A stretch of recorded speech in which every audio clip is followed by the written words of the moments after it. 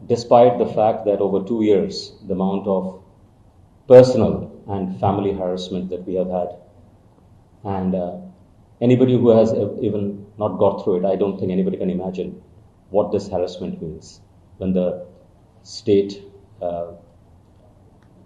comes after you and on charges which are completely baseless.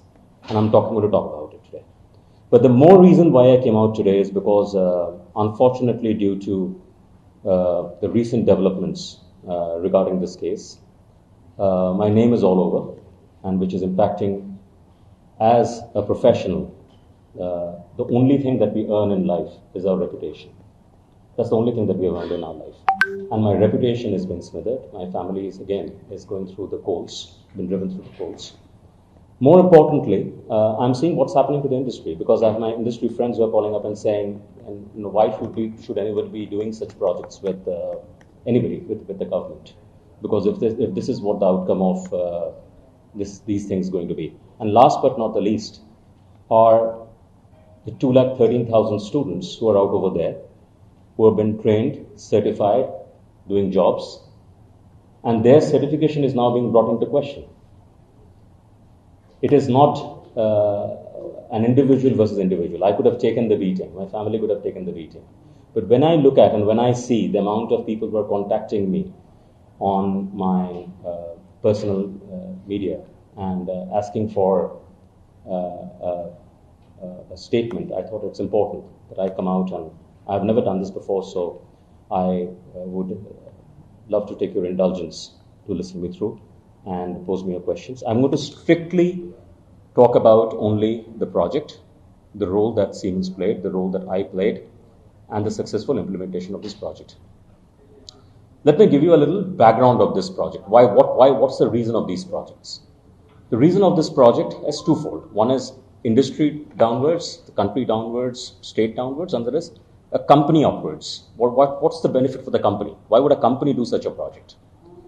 Now, when Andhra Pradesh, for example, got bifurcated in 2014-15, the brief to us was that this part of the state has been primarily an agricultural state. When you're an agricultural state, unlike the other part of the state, where IT had by then got established in a big way, it was a primarily agricultural state. Now, when you say industrial infrastructure, it is not about building roads and building corridors and building industrial lands. It's also about building the people who are going to work in that industry. You can't have an industrial infrastructure without people being ready in this state. And for an agricultural infrastructure state, this is an impossible task of impossibility. And that is what the vision of the state government was, which was told to us, based on which we did a market research. We found out the gaps. We aligned with the state government's industrial policy, and the entire scope of the project was decided.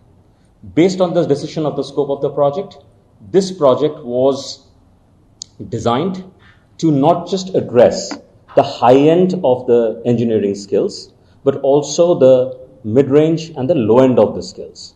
In the parlance of industry, it is called the white collar, blue collar, gray collar, and rust collar workforce. And that's the reason why there are center of excellences, there are technical skill development institutes, and so on and so forth. Established over 40 locations. Initially it was 36. It was extended without any change of any additional payment. It was extended over 40 locations, where over 200 plus labs have been set up. These centers span over 250,000 square feet and more. I don't know the latest numbers. And till 2021, 213,000 students have been trained, certified, and all their details are available in the system. In 2021, so the contract was to build, operate, and transfer.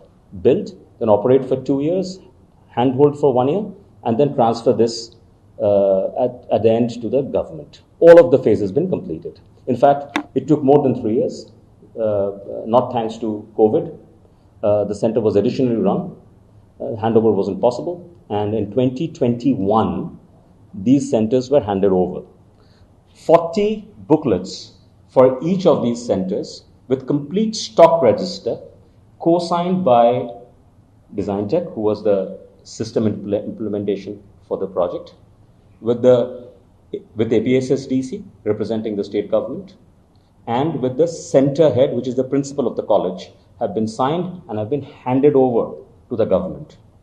At the end of the successful implementation of this project had received letter of commendation from APSSDC saying, great job done.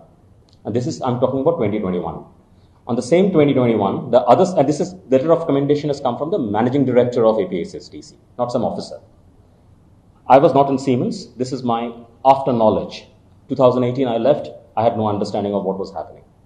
On the same 2021, there's another side of APSSDC, which, for reasons unknown, and I would be very curious to know what was the internal trigger, that while the managing director is giving a letter of commendation based on successful handover and successful completion of this project, would somebody want to come and do an investigation which never ever did a single visit of any of these centers and did any single verification of this project and said this project is bogus, based on which an FIR was launched and rest is history. You all know what has happened.